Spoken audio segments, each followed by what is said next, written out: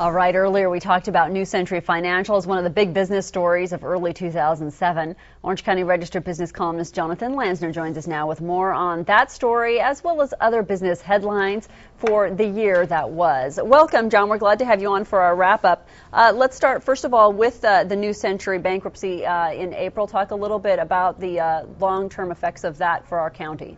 Well, you know, it's one of those cases that it's probably more symbolic. I mean, it's usually a huge company, but there were many subprime companies, of good half that are no longer with us. It was just one of those things, homegrown, had made it all the way to the New York Stock Exchange, a lot of sort of pizzazz. They used to call themselves the blue chip company, sort of implying that they had become part of mainstream, and then all of a sudden, literally, seemingly within months, they were in bankruptcy and, you know, sort of out of business. And I think it told you a lot about the fragile nature, first, of that niche, the subprime lending to people with dicey credit histories, and the second thing it, you know, proved to you was that the housing market was probably ready for a tumble. Absolutely. And speaking of that, let's talk about the foreclosures. They absolutely rocketed during the past 12 months. Talk a little bit more about how that is going to affect the year to come. Well, I think one of the things that, you know, starting the year out, there was the question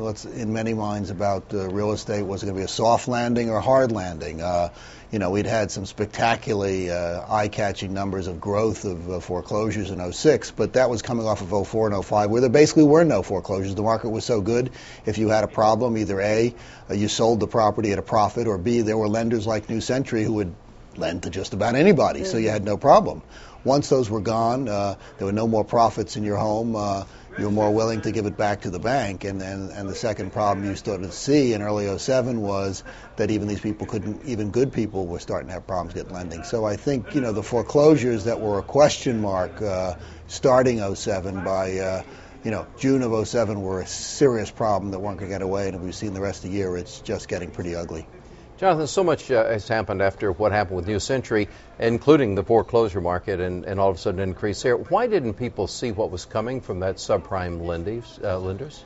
Well, you know, it is sort of funny, and not that I'm getting that old, but been around enough of these cycles, is that when things are going good, part of it human nature, both many of us are, you know, somewhat eternal optimists, and things are good. Who wants to say bad?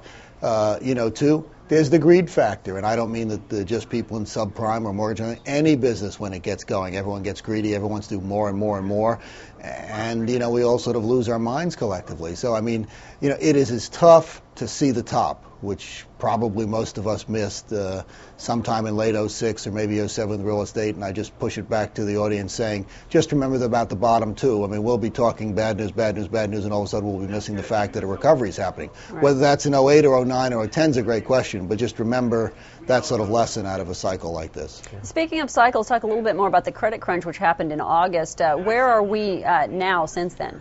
I think we're still relatively in it. I think you know, where in August and September there was almost no, you know, credit available for good credits, forget bad credits, people with decent credit histories who are having a tough time. We're back to sort of a somewhat normal market for people who want to borrow a modest amount of money, who have excellent credit and are willing to document everything. Anyone who's off, you know, wants to borrow a lot of money or has some sort of oddity in their credit history or their income stream is going to have to work to get borrowing. And that's not, you know, that's true in individuals. Companies are finding the same problem. You're seeing this whole problem with, you know, Citicorp, one of the world's largest companies, has a problem with its sort of challenging on its balance sheet. So it's a challenge for everyone, and until we sort of see the light, you know, in this situation from Orange County to around the globe, you're going to have people being very nervous about both markets and investments and the overall global economy. So it's not over by any stretch yet. We've got about 30 seconds. I'm kind of curious, Jonathan, your reaction on the job market. How did it wind up ending the year? Well, we've been so fortunate here since 1994, which is sort of funny. It's the county bankruptcy. We've had only one down year in employment, so we've had a great run. And like a lot of things, you get spoiled and get used to something. The question coming into the year, I think most people thought it'd be slow, and it was how slow. And I think what we saw starting early in the year and has run pretty much throughout the year, we're about zero. Why? For every person who isn't in the real estate business who's adding a job, some real estate boss is either laying people off or shutting his business. So real estate's been a huge drag here. We made a lot of money here the first half of the decade here. We're giving some of it back, and The problem is a lot of people, merchants, newspaper business, Yeah. TV business, Yeah. are banking on job growth, have more people here who have more money to spend, so there's more advertising dollars, for example. That's not happening right now. It's very painful for many people. All right, John, thank you very much. Have a great new year. Same to you guys. All right.